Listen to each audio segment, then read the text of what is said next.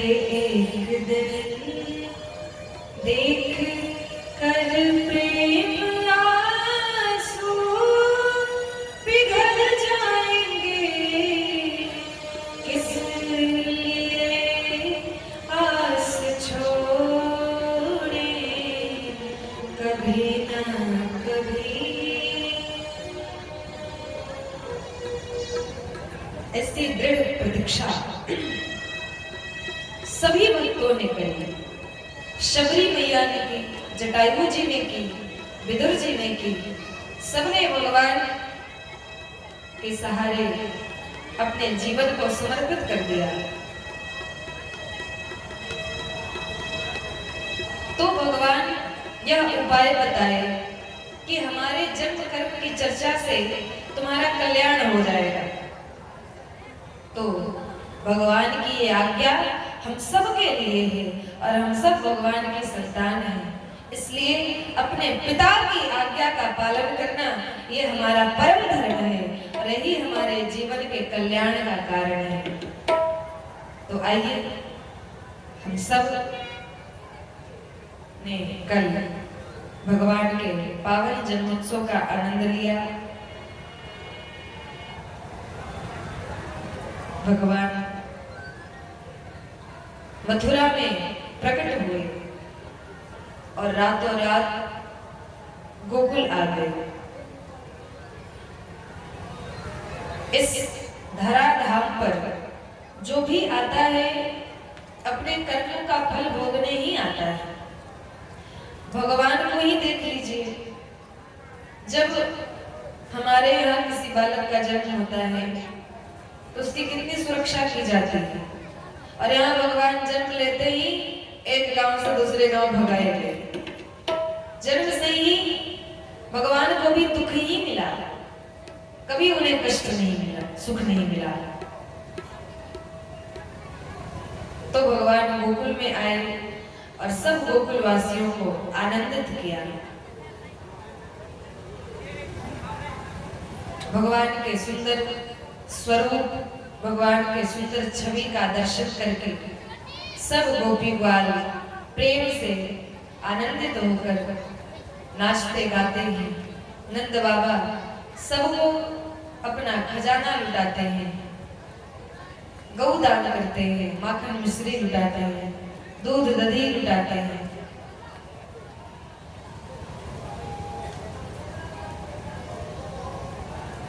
सबको लुटा रहे हैं। एक गोपी नंद बाबा के पास आई, कहा बाबा बधाई हो। तो नंद जी ने उसे चांदी के थाली, चांदी के गिलास दी, बधाई लेकर खूब प्रसन्न होती हुई अपने घर जाने लगी। तो मार्ग में दूसरी गोपी मिली, उससे कहा देखो देखो नंद जी ने हमें चांदी के थाली दी, चांदी के। कहा तेरी ये तो चांदी के हैं, हमें तो सोने के हार दिए। अच्छा ये सोने का हार कहाँ मिल रहा था? कहा ये तीसरे नंबर के दरवाजे पे मिल रहा था। तो तुरंत वो थाली गिलास वहीं पटकी और गई तीसरे नंबर के दरवाजे पे और कहा यशोदा मैया बधाई हो। यशोदा मैया ने सोने के हार दे दिए। अब बड़ी प्रसन्न होती हुई घर जाने लगी। रास्ते में दूसरी गोपी मिली तो दिखाया देखो देखो मुझे सोने के हार मिले हैं। उसने कहा अरे ये तो सोने के हैं, हमें तो नंद बाबा ने हीरे जवाहरात दिए। कहीं हीरे जवाहरात कहाँ मिल रहे थे? कहीं पहले नंबर के दरवाजे पे मिल रहे थे। अब नंद भवन में एक ही दरवाजा थोड़ी था, तो हार वहीं पटकी और गई पहले नंबर के दरवाजे पे। कहा नंद बाबा बधाई हो। तो नंद जी ने उसे हीरे जवाहरात दिए। इस प्रकार जिसे मिला उसने रखा नहीं, उसने भी लुटा दिया। तो गोकुल की गलियों में हर जगह सोने चांदी, हीरे जवाहरात, दूध दही मक्खन सबकी नदियां बह रही हैं। इतने आनंदित हैं कि अपने सुध बुध का भी ठिकाना नहीं। यशोदा मैया अपने लाला का सुंदर श्रृंगार करती है। हर रोज बधाई बजते हैं, हर रोज सब नृत्य करते हैं, गान करते हैं। और यशोदा मैया अपने लाला को सुंदर श्रृंगार करके, सांवले सलोने लाला को सुंदर श्रृंगार करके पीला पीतांबर पहनाकर और पालने में लेटाकर झूला झुलाती हैं और गीत गाती हैं। कन्हैया झूले पलना नित होले झुमका दीजो, कन्हैया झूले पलना नित होले झुमका दीजो, कन्हैया झूले पलना नित होले झुमका दीजो, कन्हैया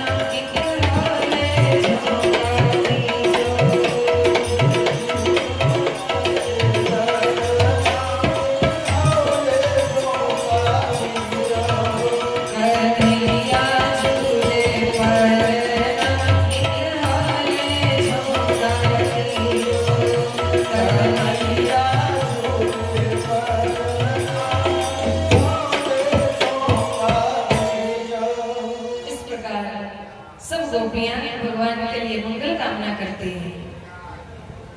जो सबका मंगल करने वाले हैं, मंगल भवन अमंगल हारी, जो मंगल स्वरूप ही हैं, जो जगत का मंगल करते हैं, उन भगवान के लिए उनके भक्त मंगल कामना करते हैं।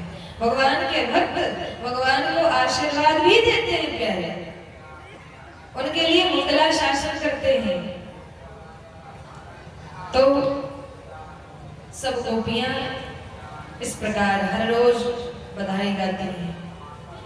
नंद जी एक दिन मथुरा में कर देने गए।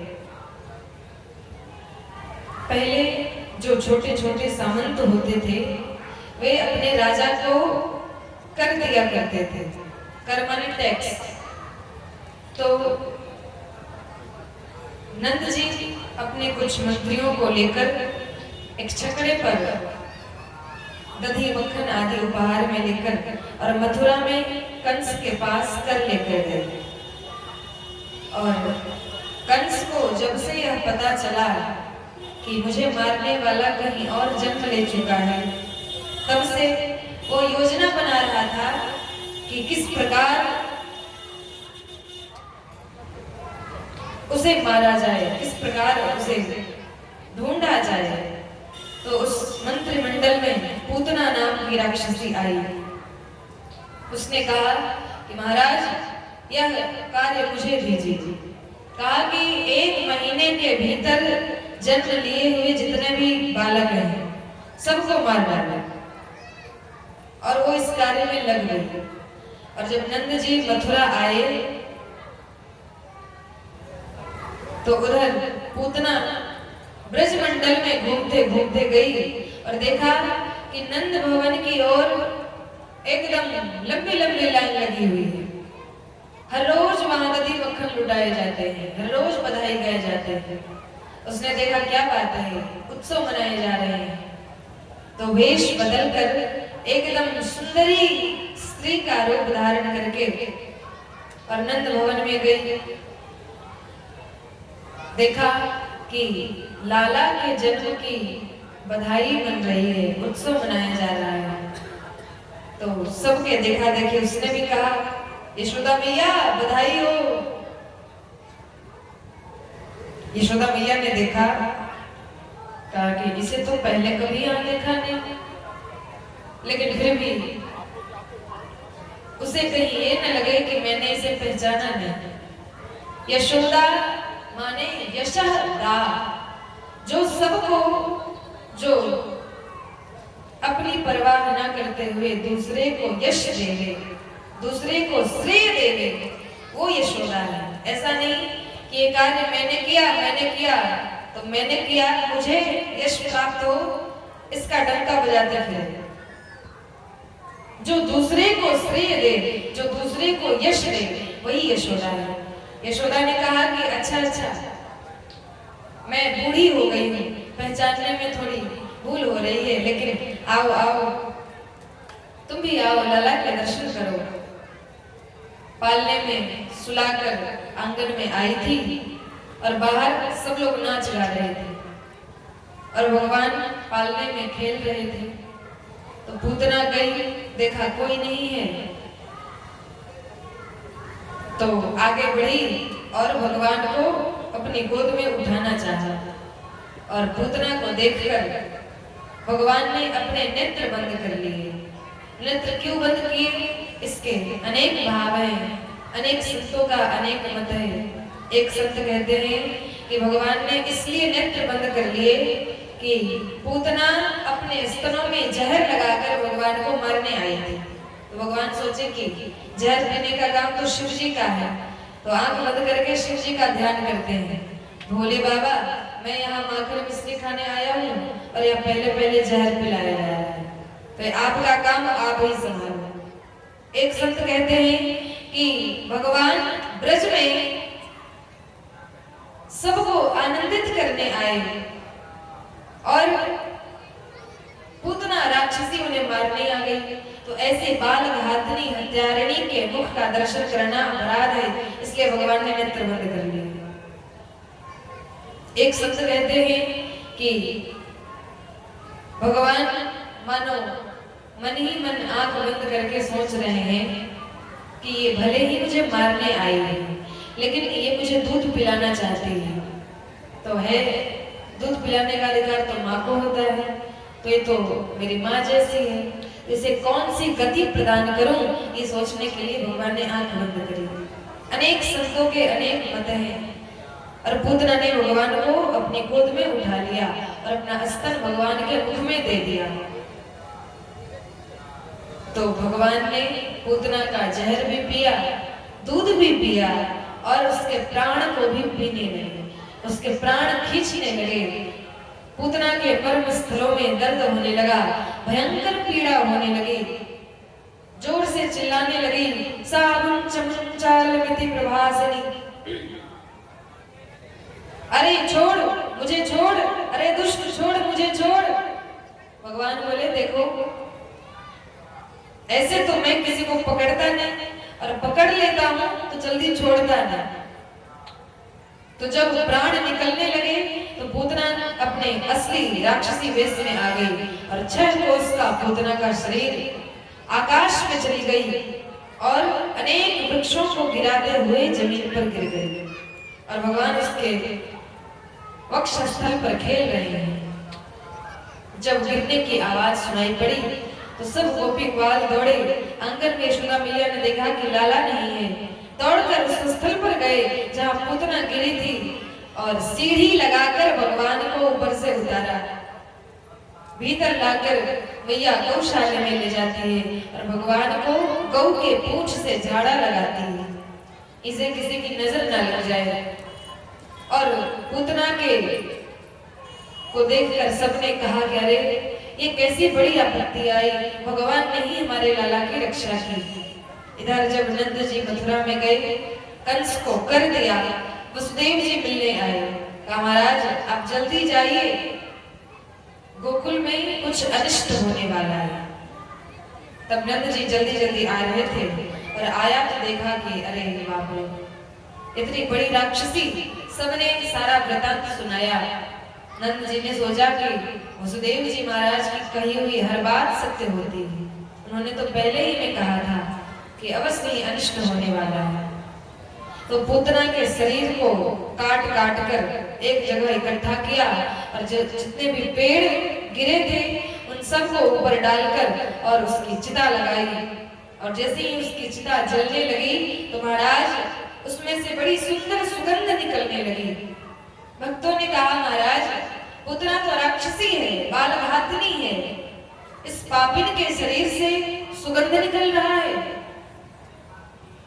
संत कहते हैं कि पूतना भले ही राक्षसी है, भले ही बालघातनी है, भले ही पापिन है, लेकिन इसने भगवान का स्पर्श किया, इसने भगवान का दर्शन किया, और भगवान के कृपा के फलस्वरूप इसके शरीर से आज सुगंध निकल रहा है, इसके सब पाप नष्ट हो गए हैं। कल आप सबने राजा बलि की कथा सुनी। तो राजा बलि की एक पुत्री थी, उसका नाम था रत्नावली। तो भगवान वामन बनकर जब राजा बलि को छलने आए तो उनके स्वरूप को देखकर रत्नावली के मन में यह भाव आया कि कितना सुंदर है, कितना प्यारा है, ये मेरा पुत्र होता तो कितना अच्छा होता, मैं इसे अपना दूध पिलाती। भगवान बोले तुम्हारी ये इच्छा जरूर पूरी होगी। लेकिन जैसे ही भगवान राजा बलि को छलने लगे तो रत्नावली के मन में तुरंत आया कि अगर मेरा वश चले तो मैं इसे जहर पिला दूं। भगवान ने कहा तुम्हारी ये इच्छा भी पूरी होगी। वही पूतना बनकर आई और भगवान को दूध भी पिलाया और जहर भी पिलाया। लेकिन पुण्य पूर्व जन्म के कर्मानुसार उसे भगवान की कृपा प्राप्त हुई और भगवान ने उसे अपने धाम में भेज दिया। संत कहते हैं कि जो गति भगवान यशोदा मैया को बाद में देने वाले थे, वही गति पहले पूतना को दे दी। ये भगवान की भक्त वत्सलता है। कुछ दिन बाद सुकटासुर नाम का राक्षस आया। यशोदा मैया ने अपने लाला को स्नान करा के दूध पिलाकर और पालने में लिटा दिया। और वहां तो रोज नित्य नए बधावे बजते हैं। तो एक छकड़े के भीतर जाकर पालना लगा दिया कि यहाँ शांति में लाला सो पाएगा। बाहर शोर मच रहा है, यहाँ इसे शांति मिलेगी। और उस छकड़े पर बहुत सारे घी मक्खन आदि के मटके रखे थे, बहुत भारी छकड़ा था। तो राक्षस सक्तासुर राक्षस उसी छकड़े पर आकर बैठ गया और उस छकड़े को दबाने लगा। चाहता था कि दबाकर इसे मार डालो। लेकिन आप देखते होंगे कि छोटा सा बच्चा जब खेलता है तो लेटे लेटे अपना पैर ऊपर की तरफ उछालता है। तो भगवान उसी प्रकार खेल खेल में ही भगवान का अंगूठा उस छकड़े से स्पर्श हुआ और स्पर्श मात्र से, छूने मात्र से वो छकड़ा आकाश में चला गया और उसके साथ साथ उस सक्तासुर राक्षस का भी उद्धार हुआ। फिर तृणावर्त आया चक्रवात बनकर, बवंडर बनकर, और पूरे गोकुल में कोहराम मचाने लगा और भगवान को ही लेकर हवा में उड़ गया। भगवान उस राक्षस की पीठ पर बैठकर पूरे ब्रजमंडल का दर्शन करने लगे। जब और बड़ा होऊंगा तब इन सब के घर जाकर माखन चुराऊंगा। लेकिन जैसे ही मथुरा की तरफ बढ़ने लगा, भगवान बोले अरे अभी मथुरा जाने का समय नहीं आया है, अभी हमें ब्रज में ही रहना है। और उसके कंधे पर बैठे बैठे भगवान ने उसका गला दबाया और तृणावर्त के प्राण पखेरु उड़ गए। इस प्रकार भगवान ने इन राक्षसों का उद्धार किया। वसुदेव जी ने गर्गाचार्य जी से जाकर कहा, गर्गाचार्य जी यदुवंश के पुरोहित हैं और भगवान कृष्ण का अवतार यदुवंश में हुआ। इसलिए वसुदेव जी ने गर्गाचार्य जी से जाकर कहा कि महाराज आप जाकर गोकुल में हमारे पुत्र का नामकरण कर दीजिए, अभी तक उसका नामकरण नहीं हुआ। तब गर्गाचार्य जी आए, नंद जी से कहा कि हम आपके लाला का नामकरण करने आए हैं।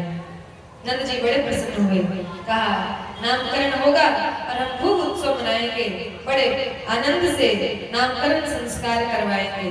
कहा नहीं नहीं, मैं चाहता हूँ कि नामकरण एकदम सीधे सिंपल तरीके से हो जाए, कोई उत्सव नहीं, और चुपके से गौशाला में हो।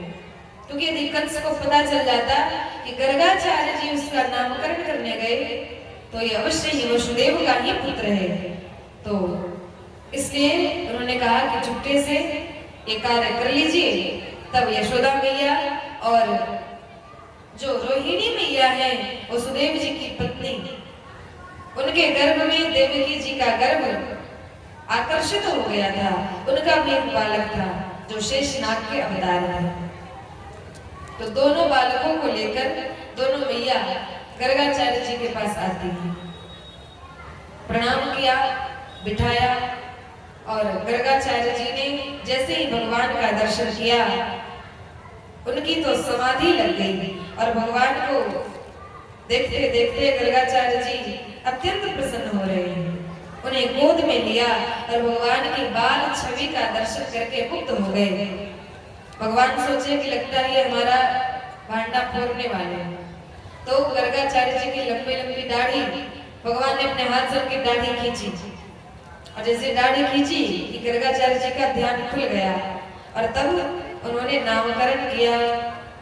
रोहिणी जी के पुत्र का नाम, इनमें बल की अधिकता ज्यादा होगी इसलिए इनका नाम बलराम होगा, और यशोदा के लाला का नाम, चूंकि ये सबके चित्त को, सबके हृदय को, सबके मन को आकर्षित करने वाले हैं, इसलिए इनका नाम कृष्ण होगा।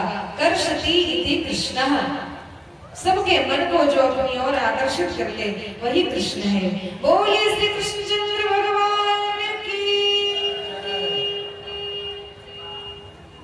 तो प्यारे, भगवान का नामकरण हुआ और दोनों भाई कृष्ण और बलराम धीरे धीरे बड़े होने लगे। भगवान अपनी माता को, अपने नंद बाबा को आनंद प्रदान करते हुए लीला, अनेक प्रकार की लीला करते हैं। अनेक प्रकार की बाल लीला करते हैं। मैया अपने कन्हैया को देख देख कर बड़ी प्रसन्न होती है। और आप सब देखते होंगे कि छोटा सा बालक जब सोता है तो सोए सोए ही अचानक वो हंसता है, अचानक से बिना कुछ कहे हंसने लगता है। तो यशोदा मैया भगवान की उस हंसी को देखकर बड़ी प्रसन्न होती है और कहती हैं, तेरी मंद मंद मुस्कानियां पे, तेरी मंद मंद मुस्कानियां पे बलिहार प्यारे जो, बलिहार